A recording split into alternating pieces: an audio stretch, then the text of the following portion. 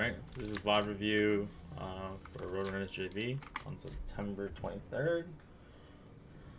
Game 2, I believe. Alright, so they're running a Bastion. So this is a good comp that we're starting offline. Not worried. Immediately once you guys see this, you'll probably swap to a D.Va. That's the only way this is going to work, especially if you have the D.Va on their end with the Bastion. Achilles, you're fine there with the Kiriko. Let's see how this goes. I want to see how we approach this. Alright, so first jump should just be to scout. Let's see if we're able to pick up. I'm sure it was okay. Alright, we just jump, run. Hide, nice. Ideally, we want to get that Bastion and the Ana together as a team. Alright there. So, my Winston went here, and immediately gets collected because my Echo went here. Right? Like, this cannot happen. The whole point of this comp, and I've gone over it multiple times over and over again, is when Cap goes in here, they're going to try to collapse, right? But we have a bubble for about each small second. Cap, you missed your bubble. Alright? So, in here, this is where the Echo can come in from above and essentially melt the people that are trying to recollapse. And at the same time, we should have a Kiriko. Where is our Kiriko? Our Kiriko's in there, actually. Nice job trying to get in there, right? And then cleansing that, and then we'll have Sojourn here trying to take an off angle to punish on the back end. We did not do this. Let's see if... so Cap gets collected, which I'm not shocked about. Let's see, does Kachu live? Kachu live? Kachu is living, which is crazy. Alright, but Achilles gets collected. Alright, so not bad overall here, except for that other, us not engaging the way we were supposed to, but we actually got some picks out of that, which I'm shocked and happy about at the same time. Alright, so let's see here.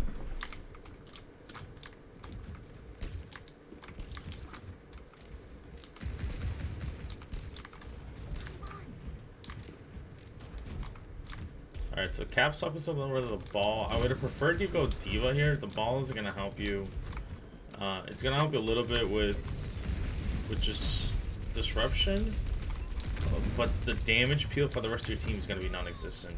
So just keep that in mind. I know you like to run the ball here, Cap, and I know you're a ball player in general. The problem is your team will not be able to push unless they have some type of cover. Ball just isn't able to provide any form of cover. They're more able to just kind of deny engagement from certain players of the enemy team, which is exactly what you're doing right now. But if they collapse on your backline here, you're still gonna die.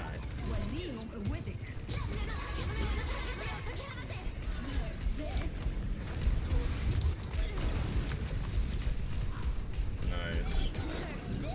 We live, right? We live. Alright, Rocket got baited. Nice finish. I mean, as you can see, Joseph, like, it works with the Echo there. Like, if you guys just time this engagement, you guys have that first team fight, and we have a good clock advantage for the rest of the map. They didn't make any swaps. They didn't make any swaps. They swapped to the Lucio. They got off the Ana, so you can't get dived as easily. And then went.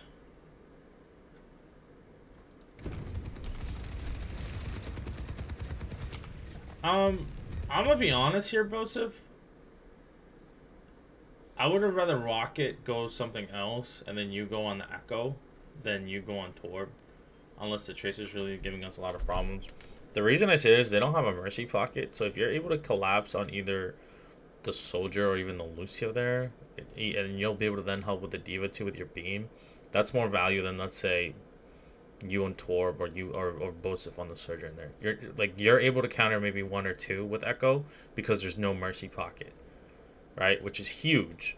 Right now as Torb, I mean, you might be countering a little bit on the Tracer to kind of help her get poked out, but everything else you're not helping with the long range. You can't really melt the D.Va. The DM still is right there, right? It's not like you can go and one tap the Lucio either. So that's the swap that I would have made. I would have kept you on there, have Rocket ult and then swap, and then we continue that push.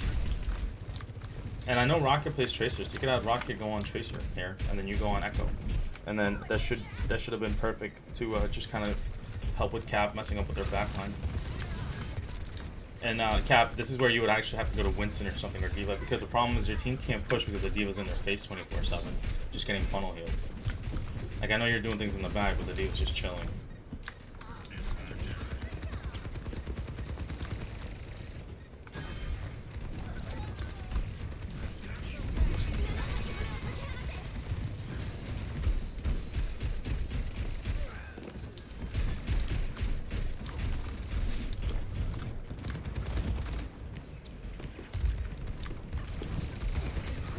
Yeah, I mean, next adjustment, I'll just keep going with this. I think the Cap will basically go Winston or D.Va. It's just not gonna work with the ball. Let's see. I want to see if you guys just get full health, and if we make any swaps. Yeah.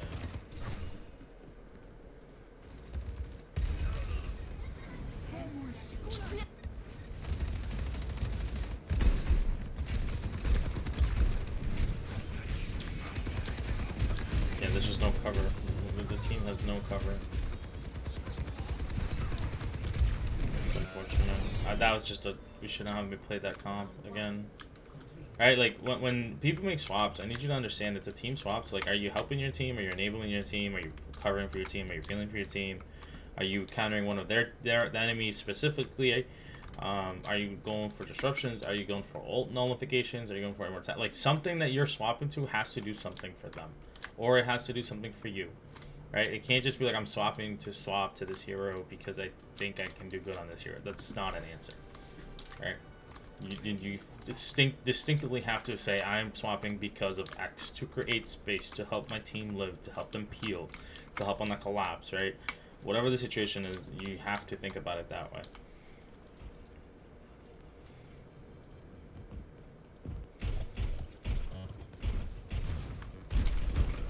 Again, Cap, I don't run Sigma on the defense. You're too diveable, but I understand why you might be doing it, but I would just start it off with the Winston or D.Va right away, just in case they run something like a Bastion.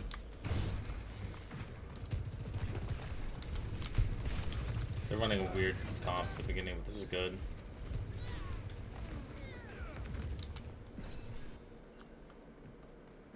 Alright, they swapped over the Orisa. This works for us. We can just poke them out. Oh, that spear is a killer.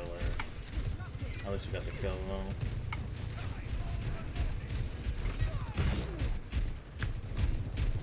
Okay.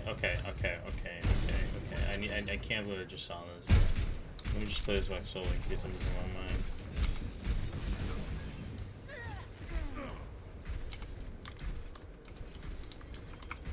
Okay, so you leave Rocket to heal Cap, who's behind a shield, which is fine. Why are you not flying back to Rocket? The Cap is fine. Why are you letting Rocket die? Oh, that is frustrating. That is frustrating. Don't tell me you got booped off the map. Don't get booped off the map. Yeah, no, just Cap's just gonna get collected. That's just a bad play.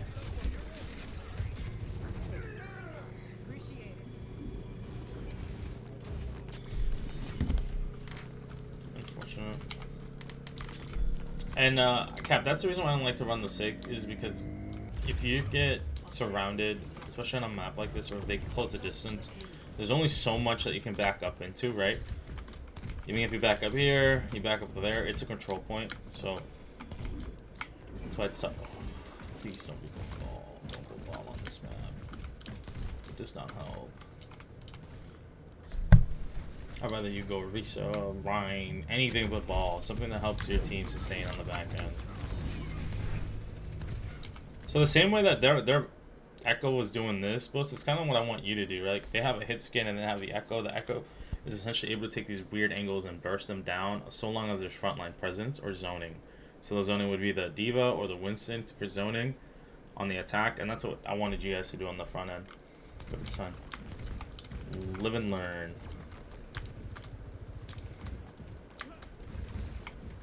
We have ults here, so I hope that we at least are able to stall them for one engagement.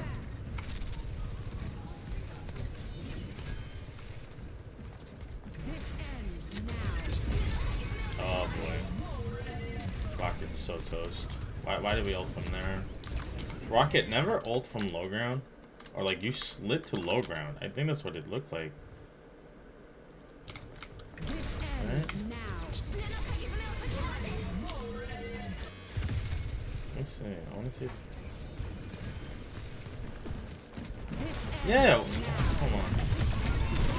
Yeah, that is okay. Don't do that. Don't do that. Start high when you're gonna ult the soldier. Don't do a low ground ult. It's just weird. Like you had all this sightlines right here where you could have ulted them here, and then you just slide backwards. And even if the Orisa tried to ult you, you would have still been up here, which is fine, and then Kachi can fly to you. But instead, because you went low, everyone's following you low, and that just hurts. Yeah, that is so unfortunate. We just fumbled the bag. Okay. Alright, so again, I think it comes down to team compositions, and I think it's because we understand that, you know, maybe in ladder comp you say I swap to a hero where I am better at, or I normally do well in, and like maybe that will help my team be better. In scrims you can't do that. Every swap that you make is for your team or against their team. It is never an individual choice of the hero that you play. This is why, as much as Kachi would like to play Moira, right, and maybe is a better Moira player, is playing Mercy. If I wanted to say I want to maximize Kachi's value, then I put Kachi on Moira. But again, I'm not happy when I do this because the Mercy should be getting me more value than a Moira. But when it's not, that just says something's going on as a team or a skilled player. Something's not clicking well, right? Kachi's dying a lot, going for crazy reses, not ulting when they're supposed to, not communicating. Whatever the situation is, that I have to swap Kachi off to the Moira. Right, so that's why I say me saying, hey, Kachi go Moira is not a good thing, because now I'm not saying let me pick a hero that's best for my team comp. I'm saying I need this player to somehow get me more value, because the value that I expect from them as a team collective is not happening. Right, so that means I need them to get me more individual value. Right, now individual value will only get you so far because the other team is getting me collective team value. Right, so team value versus individual value. Team value is always going to win. Right, so that's the way you got to look for swaps. Yeah, Cap, don't go ball. That's all I'll say about this. It's really hard for you to go ball because Bosef can't go Echo. Go Diva. Diva works if you don't want to play Winston. And we do that. But that means you and Bosef have to communicate. If you're not communicating and you're leaving out your Winston to die, then that's on you. Because we're having Achilles there for the cleanse. So if you're close to the Winston on the engagements where there's a bubble, right, you essentially could both get a double cleanse out of it, and then you have Kachu pocketing you, and then probably healing up a little bit of the Kiriko, just in case the Kiriko gets a little damage on the way in, and that's how it should work, right? So yeah, that's all I'll say about that. Glad that we went over these team comps. Everyone here understands the reason. If you have any specific questions, please DM me. I want everyone to understand the thought process because, again, comp ladder, scrim ladders, organized tournaments, completely different things. You know, personally, I'd love running Winston, but if I'm not going to get any follow-up here, you know, Cap's not wrong, right? I'd probably go Diva or something that I'm better with, just to get value individually, right? Because I know my team might not be synergized. It doesn't matter if you're in GM top 500. It doesn't matter. Sometimes people don't care. People want to play what they want to play. And if that's the case, that's why a lot of people, as players, swap into their individual better hero pool, right? But in team organized tournaments, it's not about that. Right, we have to swap to heroes that will help the team as a collective. Alright, so other than that, it looks good to go. Second VOD is done here, and I'll see you on the next one.